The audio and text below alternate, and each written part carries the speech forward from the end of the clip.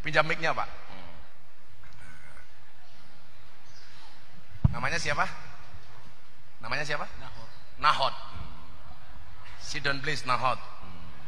Nahot. Nama kompletnya siapa? Nahor. Nahot tok. Ya, Nahor Tipakau. Pakai mic, pakai mic. Nahor Tipakau. Nahor Tipakaun. Ya, sembuh, kok ngomong apa kamu? Coba kalian semua, aku cinta kalian pakai bahasa Papua. Aku cinta kalian semua pakai bahasa Papua. Saya cinta kamu semua. Alah podo pakai bahasa Papua. Gitu aja. Bahasa Papuanya selamat pagi apa? Oh kok podo sih boyo beda ngono lho. Bahasa Papua asli kayak apa contohnya?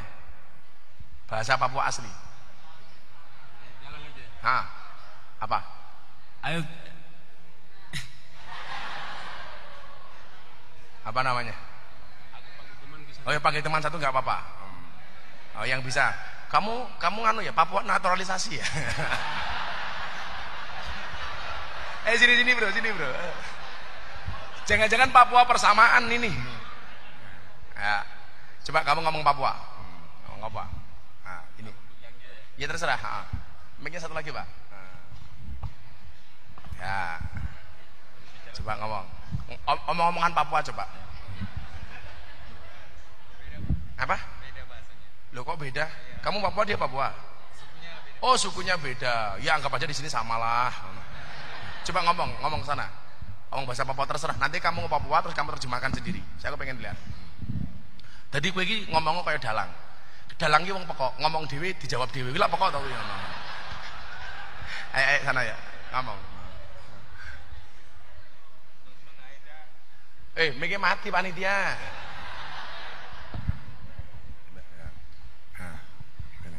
Coba, udah nggak usah, udah. Ngomong. Sno Naeja Aldo Yiril Raya. Itu artinya apa? Nama saya Aldo Yiril Raya. Oh, ya terus? Apakah kamu sudah makan? Gitu. Kanan War. Aku juga belum, aku takon kok.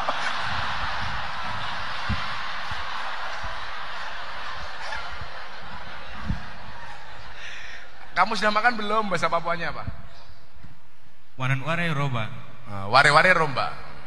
Wanan Ware Roba. Sumpah, aku belajar bahasa Inggris soalnya kira iso aku tenan. Ini saya pengen membuktikan apa? Ini loh Indonesia begitu loh. Dengan bahasa suku bangsa yang begitu banyak yang ada di Indonesia. Maka sudah di sini aja nggak apa-apa ya, biar saya kelihatan putih ya. Nggak apa-apa di sini. I love you pokoknya. Kita duduk sama tinggi, berdiri sama tinggi, duduk sama rendah. Kalau cuman begini kan semuanya takdir dari Tuhan. Perlu kita syukuri, betul? Makanya kamu yang cantik jangan sombong. Cantiknya wajahmu hanya akan membuat laki-laki menatap, tapi cantiknya akhlakmu akan membuat laki-laki menetap. Wah. Begitu. Kamu bilang sama mereka, yuk, pakai mic-nya dipakai. Pakai mic-nya. Ikuti saya. Ya. Tahu ya tahu. Tahu. Tahu ya tahu. Tahu. Ikuti saya. Oh ya. Mumet ndasku. Ayo. Tahu ya tahu. Tahu ya tahu. Bakwan ya bakwan. Bawan ya bawan. Ayu ya ayu. Ayu ya ayu. Tapi jangan murahan. Tapi jangan murahan. Iya.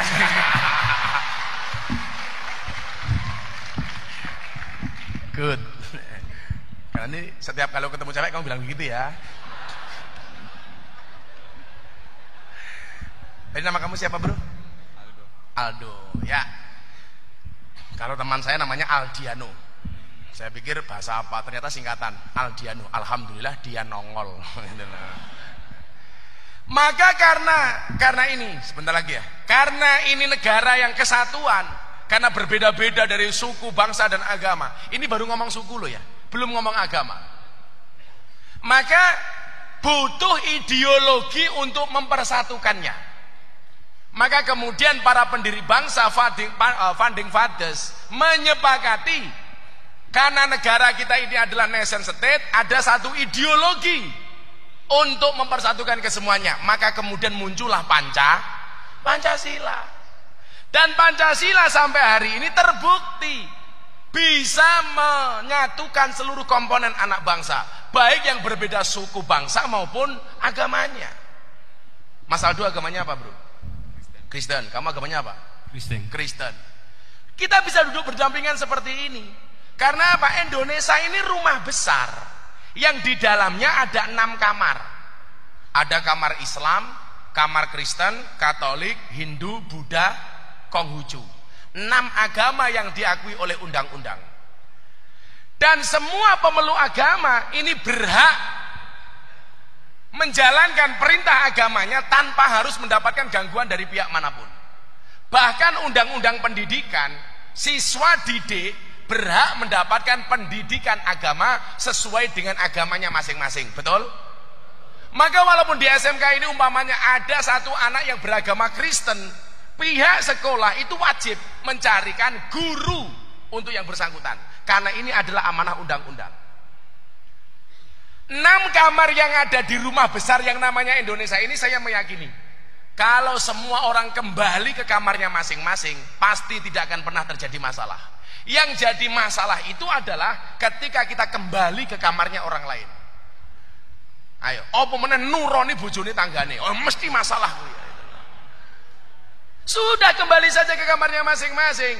6 rumah ini bisa berjejer. Maka dulu zaman Butin membuat miniatur tempat ibadah di Taman Mini Indonesia Indah.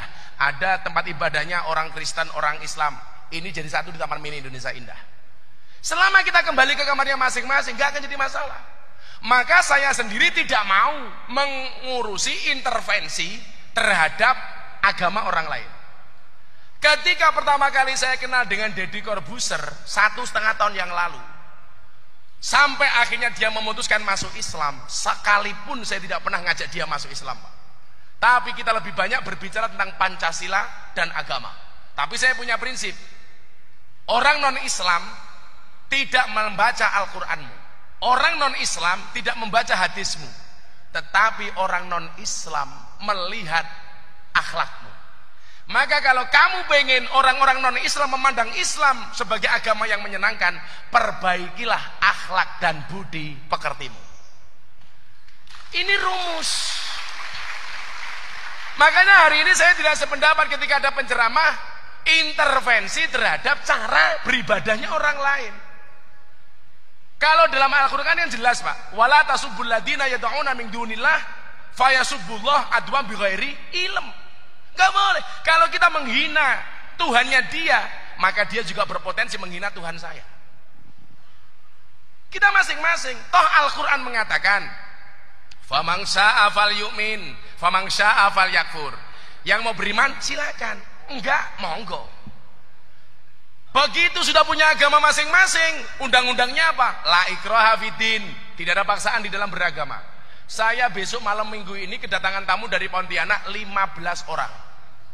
Mereka menyatakan apa? Gus Miftah tolong bimbing kami masuk Islam. 15 orang kami akan datang ke pondok Gus Miftah. Anda tahu saya dari mana? Saya melihat Gus Miftah dari YouTube. Kenapa kamu ingin masuk Islam melalui saya? Karena Islamnya Gus Miftah itu menyenangkan. Ini pula yang saya sampaikan kepada Deddy Corbuzier. Satu saat ketika dia ngomong saya, bro, kalau saya mau masuk Islam caranya gimana? Saya bilang sama dia, bro, wajah Islammu itu besok seperti apa? Tergantung pintu masuknya. Kalau pintu masuknya keras, maka Islammu akan penuh dengan kekerasan.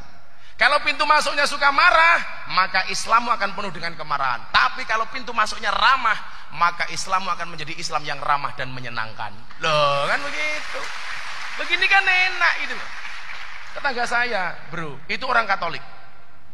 Kalau Idul Fitri, dia yang pertama kali datang ke pondok saya. Minal aidina wal faizin, yang mengutapkan mulutnya pendeta. Ini diprotes sama orang-orang Islam. Itu orang Katolik kok membaca ayat. Goblok, goblok. Sejak kapan minal aidin itu jadi ayat Quran? Itu bahkan bahasa Arab yang orang Arab sendiri nggak tahu kalau itu adalah bahasa Arab. Karena itu adalah bahasa Arab ala Indonesia. Lah orang sekarang itu kan aneh. Semangat beragamanya tinggi tetapi tidak didukung dengan ilmu yang mumpuni. Maka yang terjadi apa? NKTA, nafsune kuda tenagane ayam. Begitu tetangga saya yang Katolik ini Natalan, Pak. Santri saya semua tak suruh datang ke rumah beliau. Ucapkan selamat Natal. Enggak kafir, Bah? Enggak, saya bilang. Gampang amat jadi kafir. Kalau gara-gara mengucapkan selamat Natal jadi kafir, berarti kalau saya pulang haji tetangga saya yang Katolik makan kurma, dia mu'alaf.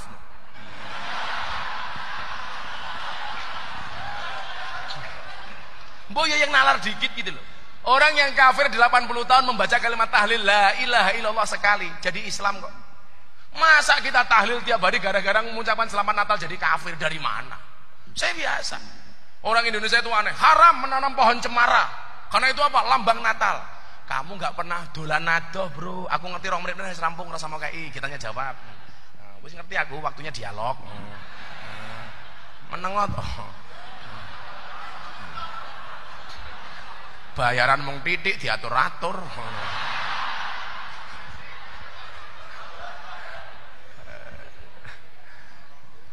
Kula wis pancene mandek ya mandek. Enteni baterene entek lah ya mandek dhewe itu lho. Dadi ngomong apa iki mau lali aku. Kowe ngisruh moderator iki kok. Oh, saya lanjutkan cemara sebentar. Mereka mengatakan apa? Menanam pohon cemara itu haram karena itu lambang Natal. Jawaban saya sederhana. Sejak kapan pohon itu punya agama? Ya kan? Orang-orang yang mengatakan menanam pohon cemara itu haram, kuwi berarti dolane kurang adoh. Turune kurang bengi. Koncone kurang akeh, kopine ora ana kopi.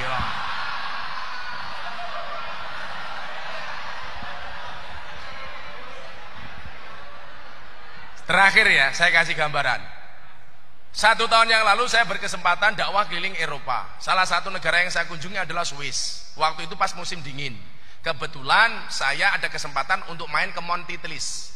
Itu salah satu destinasi wisata favorit orang dunia lah di situ. Di situ suhunya berapa? Salju, suhunya minus 20 derajat. Dan pohon yang bertahan ketika musim dingin itu cuma pohon cemara. Itulah alasan kenapa orang-orang Nasrani menjadikan pohon cemara sebagai lambang Natal. Kayak gitu di Indonesia difatwakan haram. Itu namanya jaga sembung, bawa golok, nggak nyambung loh. Maka solusinya cuma satu menurut saya. Hubbul waton minal iman. Kalau kemudian kecintaan kita terhadap negara ini luar biasa, maka apapun perbedaan kita tidak akan menjadi masalah. Hari ini kita belajar gamelan itu kenapa menghasilkan suara yang bagus, nada yang bagus. Karena gamelan itu berangkat dari porsi yang berbeda-beda. Kenapa sambal terasi itu rasanya menjadi enak? Karena bahannya beda-beda, Pak. Lah sak lemper mung terasi tok, yo ora enak. Kenapa kemudian sambal terasi itu menjadi enak? Karena bahannya beda tapi diolah dengan luar biasa. Dimakan bareng rasanya enak. Coba kalau makannya sendiri-sendiri, Pak. Wah, pengen makan sambal terasi aku. Lombok edisi plus gitu loh. Bawangnya plus. Terakhir terasine tok. Bengoren cangkemmu, bro, gitu loh. Barangkali untuk pembukaan seperti itu karena saya sudah di warning sama moderator.